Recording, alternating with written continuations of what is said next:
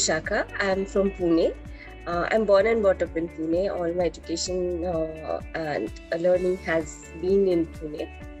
I'm an electrical engineer by education, and then I have kind of worked in the energy and climate change sector with several national and international organizations. I come from a very humble background, and so I was kind of the first woman engineer in my family, and so there were a lot of aspirations around my career. And so also there were questions on why are you wanting to study a core branch? You should go for computers or the upcoming sectors. But I was always attracted towards renewable energy, and I wanted to work in the solar energy sector. So I picked up my jobs and my post graduation short courses accordingly. And because I've been working in the energy sector for quite some time, eventually now I've reached a stage where I want to work on ground more, because most of my work has been on the policy side or the consulting side. And so now I wanted to work on the ground level with, trying to make some changes on ground. So I started my own company called OrjaBox, and it is mainly about promoting sustainable cooking practices, where we are promoting renewable energy based cooking, be it solar cooking, be it biochar based cooking or biogas based cooking, or even use of biomass for that matter, but efficient cook stoves in biomass also. So it is estimated that 1/3 of our carbon emissions are coming from the cooking sector, both urban and rural cooking sector, and in rural areas more so, because around 40% of our rural households still depend on firewood as their primary fuel. And though they have LPG connections, they still use firewood. So we are trying to solve that problem, where LPG costs are increasing and it is becoming highly unaffordable. But at the same time, we are not having more reliable options to cook our food. The vision is every household should be able to cook at least one meal using renewable energy, so that we get nutritious food at affordable prices, and we also contribute towards reducing carbon emissions. So that is our vision with which we have started working. It has been 2 years since we have started commercially working on this activity, and it is slowly picking up now. So we registered our LLP in August 2021, and before that, for during the lockdown, we conducted some pilots just to test our concept, whether this is what our thought is. We have begun with a very noble thought in our mind, but whether that will be acceptable to our customers or not, whether it makes any commercial sense to work in this sector or not. We evaluated those things, and we got some affirmative responses, encouraging responses from our customers. So we decided to continue in this sector. And so that is where we are right now. We are working we are working on a very unit basis right now, and this financial year we plan to scale up our activities. So that is there. How I moved out of my working profession, yes, that was the most difficult decision for me, because I was working with the British Embassy, and I had a very comfortable and glamorous kind of a role to play at the embassy. I was working as the Science and Innovation Network Advisor and head for the Western India region. And so I was into a very comfortable job. But then two things triggered this transition. One was, I had this concept on my mind for many years, because I personally have been using solar cookers for almost 15 years. And I know how wonderful these devices are. And once you get addicted to the taste of solo cooked food, you would not want to eat pressure cooked food at all. So, but then no, I didn't see many people adopting it or going for it. So I was always wondering, if this is such a wonderful thing, why are people not adopting it? So it took me a while to do that background research into why people are not promoting solo cooking so much, and what are the challenges, what are the questions that they face. From manufacturing side, what are the issues? From marketing side, what are the issues? From government side, policy side, what are the issues? So it took me a while to figure out the whole story behind why people are not using these devices as widely as they should be. Whereas, these are the most cost effective devices. Once you invest money into it, your 2-3 generations can use it. Those devices are so sturdy and so handy, so useful. So that took a while, and once I was ready with my work, I wanted to immediately get on ground and start working. And the second thing was that with my embassy role, it was becoming sort of monotonous, and also with my increase in responsibility, I was expected to work only from Mumbai city, and that was kind of difficult for me. Because I felt that, to start anything like this, Pune would be a much better place for me, because I stay in Pune. I have my network, a better network who would support this transition for me in Pune rather than Mumbai. And Mumbai, to start a business, is also a costly city where you're paying the rent for yourself, you're paying all the expenses and everything. So from expenses perspective also, it made sense for me to move to a city which was less costly. And that is how I convinced myself that I can live without a salary for a few years at least. And if it doesn't work out, I can always go back to my work and pick up from where I left. So there will be opportunities. And so in the initial phases, like the early 2 years, when I was also trying to do pilots on my concept, whenever I used to get scared that if this doesn't work, then what am I going to do? Because I've left a very good job. I used to start applying to organizations and never turned up for interviews. Just, when my CV used to get shortlisted, I used to be, okay, I can go back to my workspace to getting a job there rather than doing a business. So that is what I kept consoling myself, that if this doesn't work, don't worry, there will be something that will come up for you. The education that you have will never go away. So there won't be a dire situation where you would be left with no money, with no job. You won't be in that situation. So I was to console like that for myself. And then when we did the pilots, yes, there were a lot of difficulties. Starting alone in this sector, there were challenges that people, when I wanted to recruit staff to work with me or find a co-founder, not many people were ready, because they didn't see the scale up opportunity here, because they didn't see anyone using solar cookers, or they didn't see a ready demand just for, like, let's say if I wanted to develop a new app for food, there would be a lot of demand for that, because it's an app, it is a simple thing to do. But this was something different, needed physical presence on ground. So and with youngsters especially, they didn't see that how, if they had to move out of my company and find another job for themselves, how this experience would help them in their careers. So that was one issue that I was facing, that not many people were interested in joining. And then I met my partner, Dr. Priyadarshini Karve. I had been following her since my college days. She comes from a very renowned background. If you've heard about Dr. Maharshi Karve, she's his great granddaughter. And she has been working in the clean cooking sector for almost 20 years now.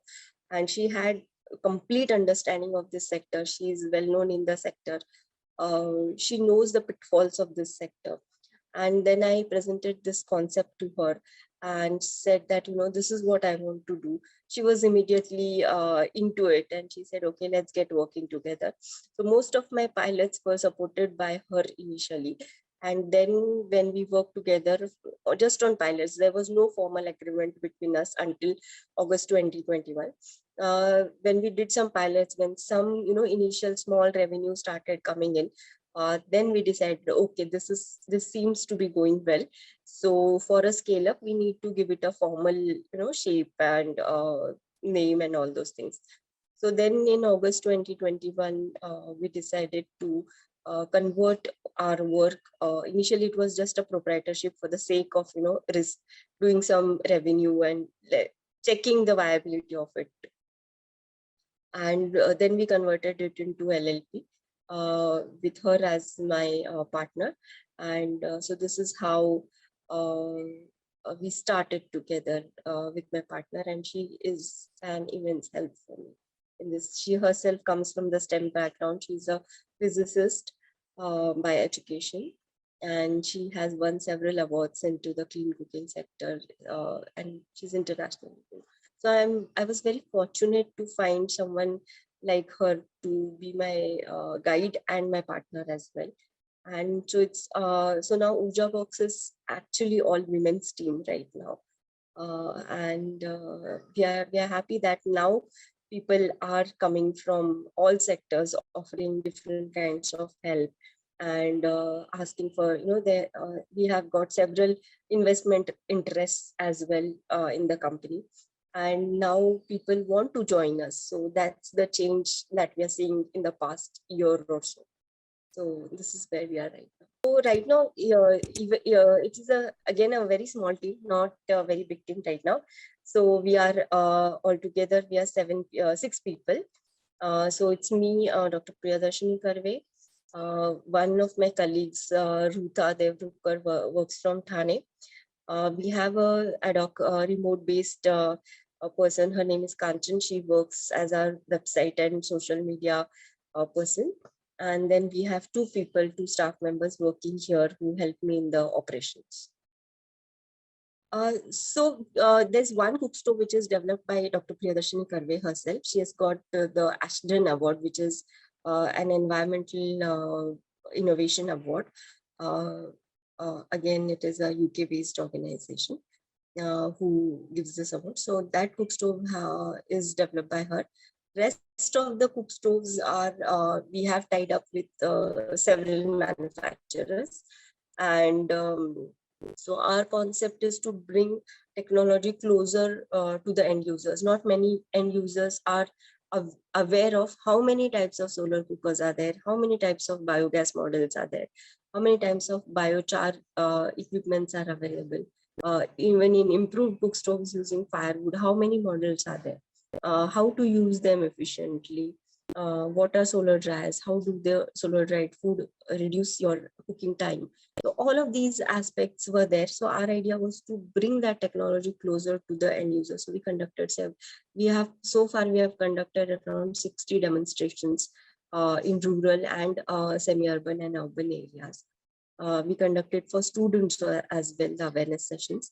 And with that, we are able to, so far we have reached out to around 2,000 people where we have shared this information to them, and they have started moving on their journey of clean cooking in some way or the other. So that is how we are conducting our work. So yes, so one of the cook stoves is developed, but with the rest of the cook stoves, we have tie-up with their manufacturers. And from the end user perspective, we also give the feedback to the manufacturers on the design improvements, whatever are required. So we also work with the manufacturers on that front. And we also work with the end users on understanding their challenges and giving them the confidence that they can use these devices efficiently. So, for example, with solar cookers, many people say that we don't know how to use it, whether it will cook food or not. We get our food on time or not, what happens in rainy season. So there are so many questions around that, and we just help them to address all of those questions one by one. And that is how we are slowly increasing the number of adoption of renewable energy based cooking. Okay, so my introduction to solar cookers happened when I was interning with one of my with one of the companies who manufacture solar water heaters and solar cookers. So during my engineering days, I used to intern with a lot of companies in every vacation. So after my second year of engineering, every vacation I used to intern with some of the other company, because in the core field, that is what matters more, and that kind of went on making my decision to be in the core sector more concrete. So I worked with this company called Agni Solar Systems Private Limited. It was close to my house, close to my college, and they immediately agreed to give me an internship. Because they were manufacturing solar water heaters and solar cookers at that point of time. So I worked with them, and they gifted me a solar cooker as my internship reward. And that is where my solar cooking journey started. How it tastes different. So you can make several things on solar cooker. So versatility of solar cooking attracted a lot, is very attractive. And how it tastes different is because it is slow cooked. The flavors and the texture of the food comes out well, and you require very little oil and water while you're using solo cooking devices. So when I taught solo cooking first time to my staff here, who helps me out when we have events and everything to cook for, now we have a capacity to cook LPG free meals for 30 people at one time. So that kind of devices we have right now. So when I taught this activity first time to my staff, they were amazed with the amount of, with the less amount of water and oil that we are using, or, even spices that we are using. And when they saw it actually cooking, even they are now addicted to solo cooked food, especially dal. If you eat the dal that is cooked on a solar cooker, or non-veg for that matter, you would just love the taste. So all the flavors, textures, they come out really well. And obviously, because it is slow cooked, it is not overcooked most of the time. So yeah, so that is where all the nutritional value and everything, you can feel the difference in the taste. The time taken and the experimentation around it was about what to cook and when to cook. Right.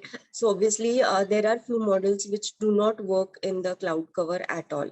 But there are some cooker models which work in partially cloudy weather as well. And solar cooking will not completely replace your LPG based cooking, because for bread, like for rotis, you will have to depend on direct fire based cooking. So for that, we are giving a combination of biogas plus solar, or an improved cook stove plus solar. So that takes care of all the seasons 24/7. Your kitchen is operational. In case if you want to completely phase out LPG, if you want to partially use LPG, it's good. Or see, we are not demonizing LPG here. What we are trying to say is that if you find the cost of LPG very high, then there are alternatives which can give you better services and help you reduce the cooking cost. Plus, it will give you good taste. Plus, you will be also able to save a lot of carbon emissions around that also. So for solar, you're completely using thermal energy, solar thermal energy. You're not going to spend a penny on fuel once you buy the device. So the only capital investment that you're going to make is on the device when you're buying it. Apart from that, there are no other expenses throughout its lifetime. So that is one part of education that we tell, that in rainy season you will be able to use the device. Let's say if you're taking the traditional box type solar cooker, then that can be used as a reheating device in a rainy season, where whatever food you have cooked, you can keep it in the solar cooker and it will stay warm for at least 4 to 5 hours. So that is one thing.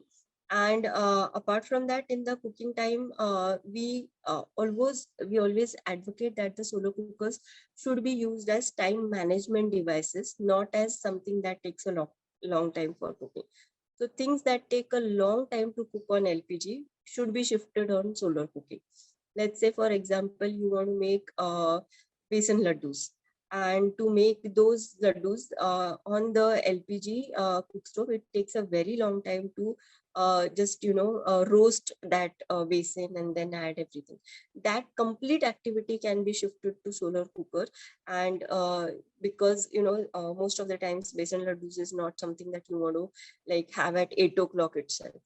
So you can use the time that it takes for roasting this thing basin and adding all of the contents to it, and then finally roll out the laddus.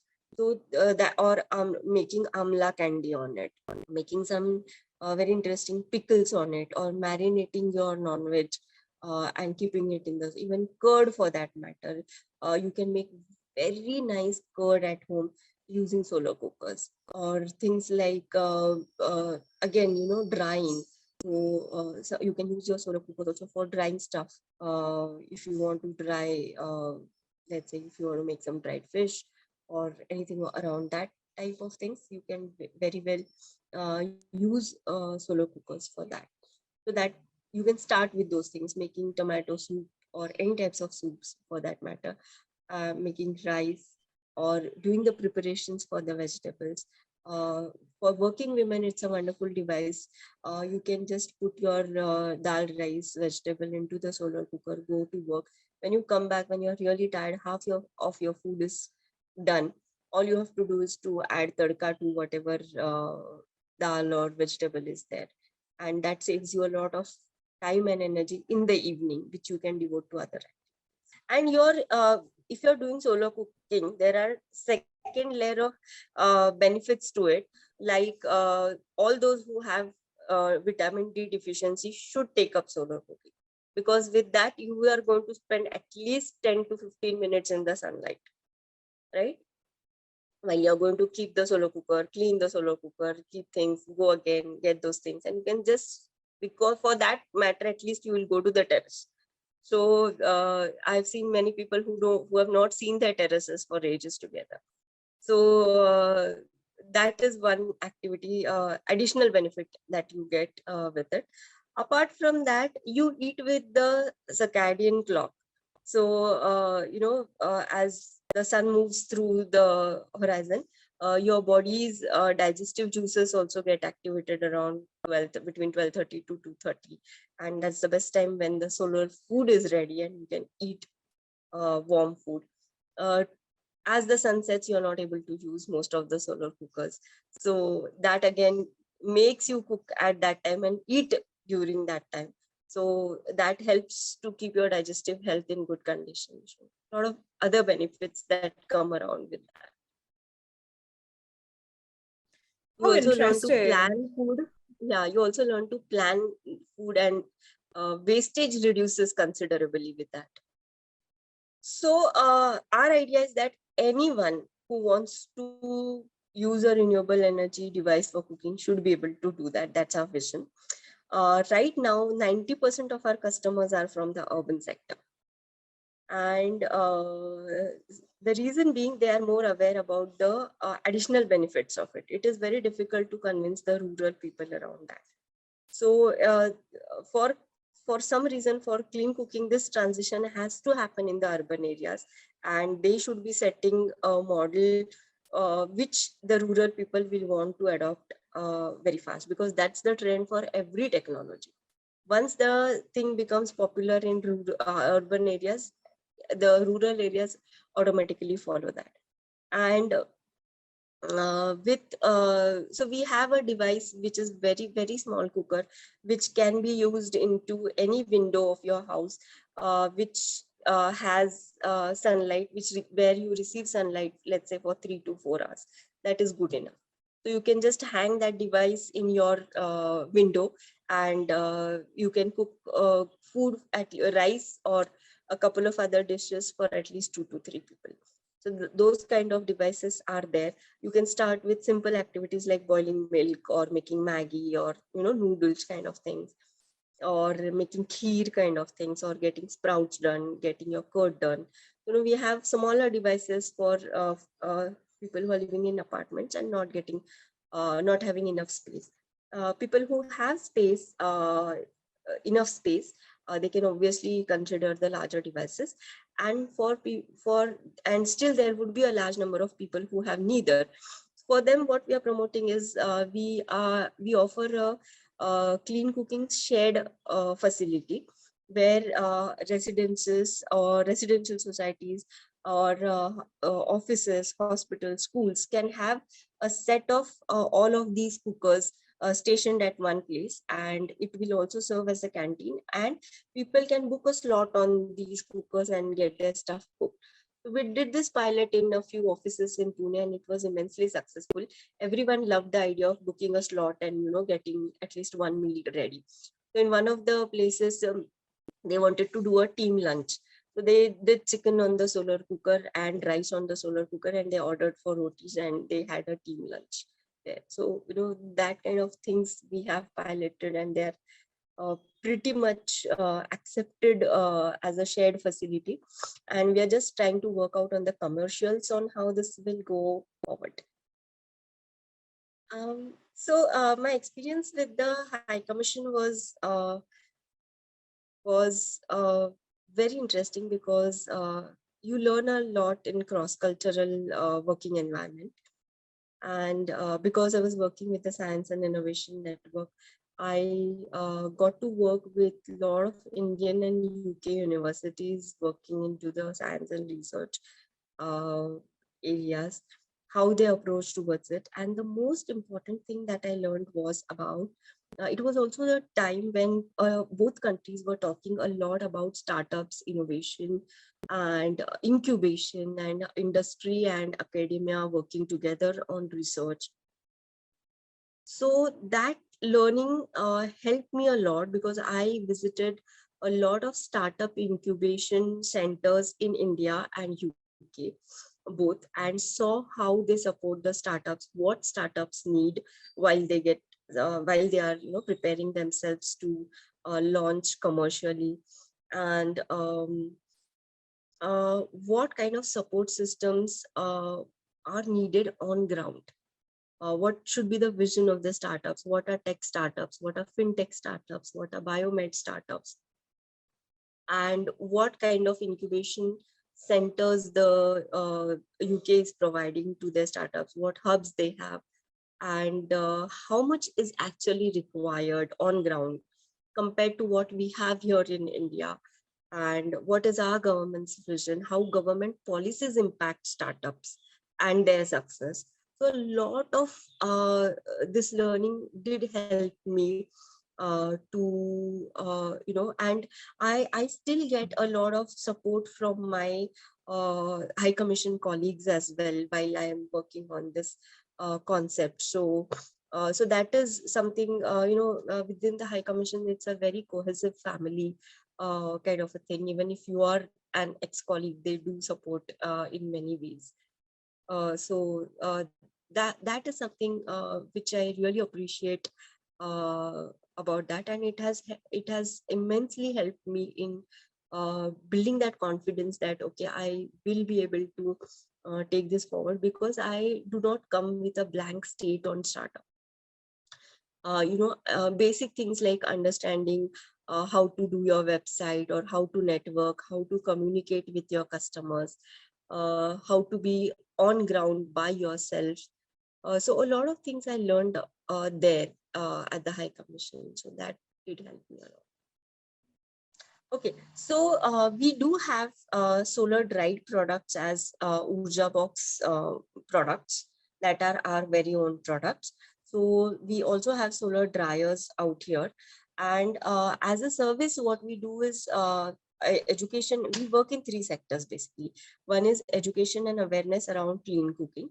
Second sector is solar drying. And third sector is where we are selling the equipment. So we are working in all of these three verticals are interlinked. And when we say education and awareness, we are conducting awareness events, where people can come and see a lot of solar devices installed in one place in action. So solar water heaters, solar dryers, solar cookers, solar lights, and biochar equipment and biochar cookers. So many people, as you know, have not seen solar cookers, and they have not seen them in action. They have not tasted food on that. So we conduct a 3-hour session where people get to see all of these equipments, learn about their working. They have an opportunity to present all of their doubts. And then we simultaneously we cook on all of our solar cookers, and all the visitors have a meal together, which is completely LPG free. So they see that these things have been cooked in front of them, and they get to taste it. So it becomes a complete experience in itself, and that increases the level of adoption. So these awareness events are slowly becoming very popular, and we get bookings every other day. Mostly weekends, we have a lot of visitors coming in. With that, we have had a visitor who owns a couple of foundries in Satara. So he and his family visited, and now he wants to start an LPG free kitchen for his foundry, canteen for his foundry, and we'll be starting that work uh, in the next week. So these kind of opportunities then come out of the awareness events that we conduct. And the solar dried products are our proprietary products as such, where we have develop different kinds of blends. Let's say lemongrass and ginger powder together, or mint and coriander powder together, or digestive mix of amla, ginger, and jaggery together. These are our proprietary products that are there. So we have products, we have services, and we also sell equipment. So because we have all of these three together, now there are many marketing interests. Earlier, when we Okay. were talking only about the food stations, not many people were interested. But with this bouquet of things, people are interested.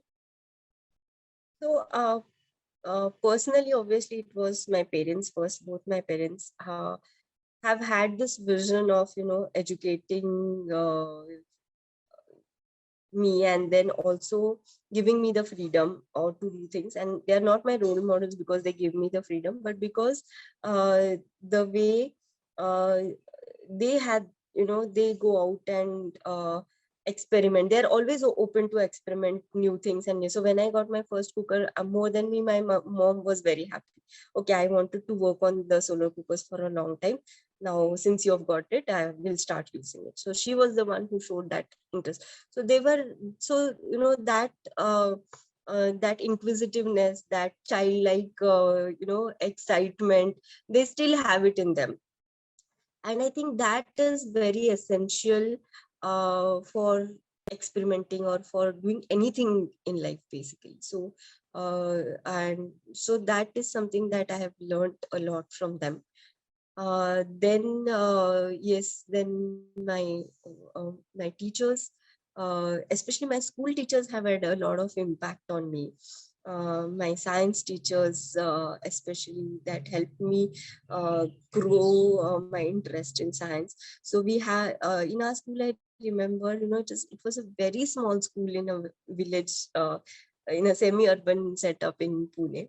And but again, in school, uh, science basically was taught only through experiments. So a lot of experiments were involved, which were not, the prescribed experiments. Generally schools syllabus that time had prescribed experiments which started, say, from 7th or 8th standard. But in my school, I remember in 4th standard or so, we learned about the weathercock, and my teacher said, okay, now you have to devise a weathercock on your own, and the model was given, and we had to do our own weathercock and show it to the teacher, and if it worked, then only we got marks for it. So that kind of things were there in the school right from the beginning.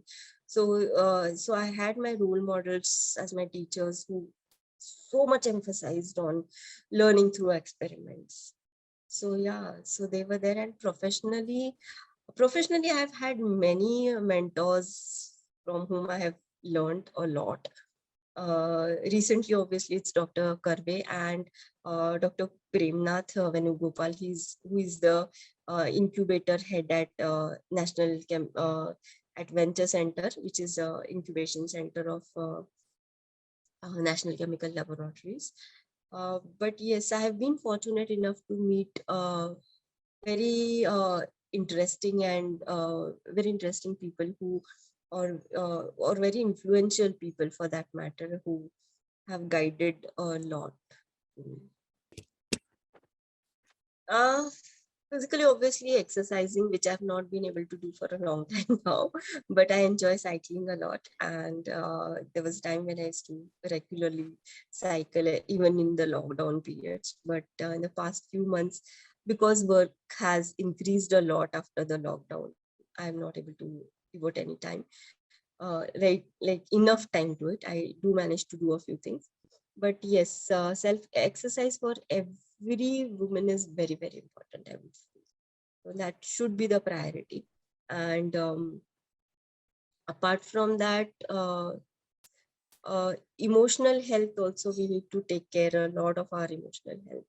And if we just manage these two things, I think we'll be able to do a lot of good activities. So yeah, for me at least, the best two things for self-care are exercise and for emotional well-being, whatever helps you. Like for me, it's reading and talking. That helps me a lot. I was very quick in making decisions.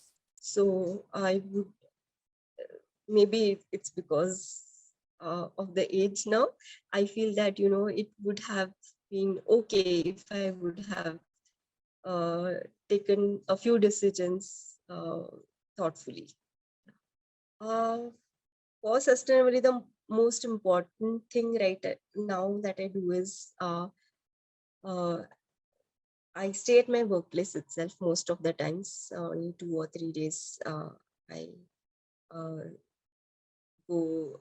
I stay with my family. But apart from that, I feel yes. I don't know how to.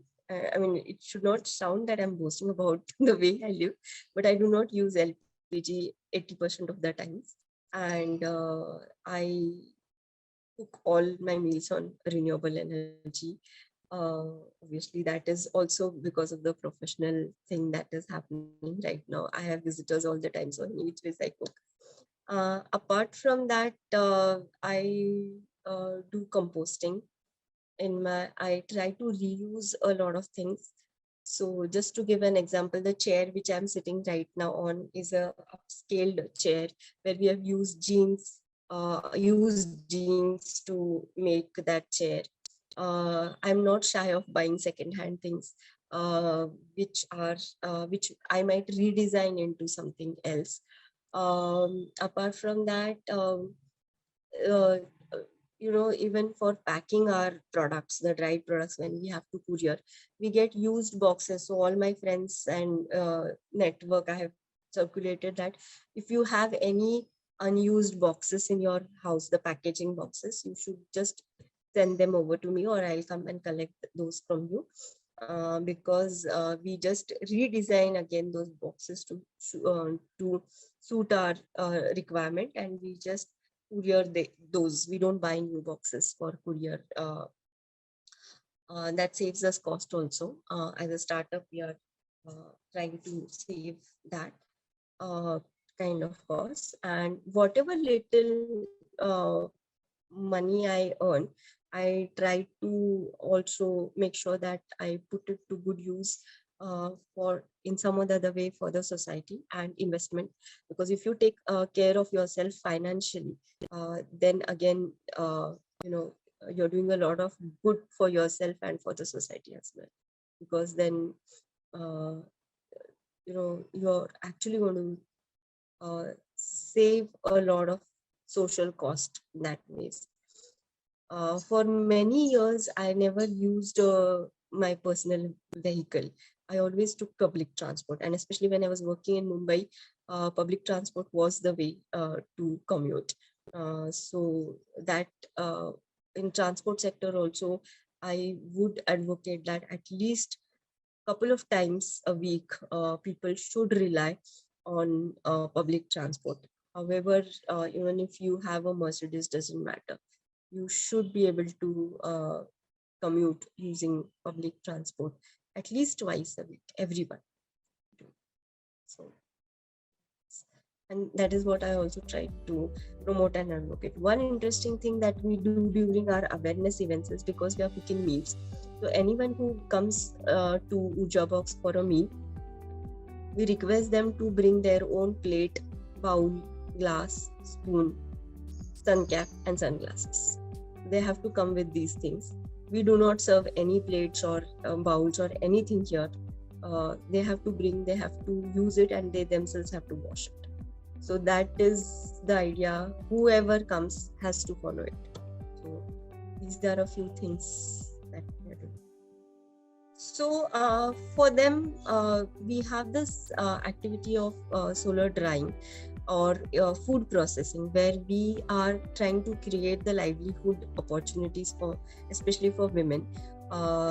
Those women who are into food processing, their 40% of their operational expenses are fuel expenses.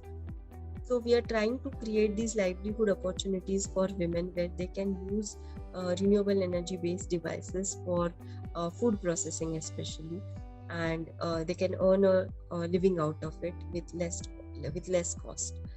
So that is one activity that we are very keen to start.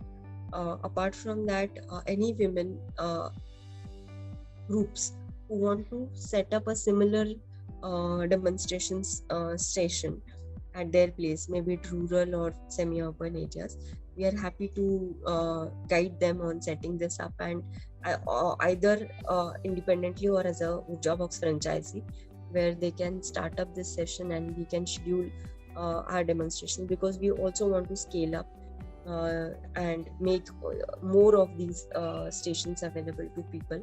Now we have a template available, so whoever wants to set up a OrjaBox information station as such, they can do that.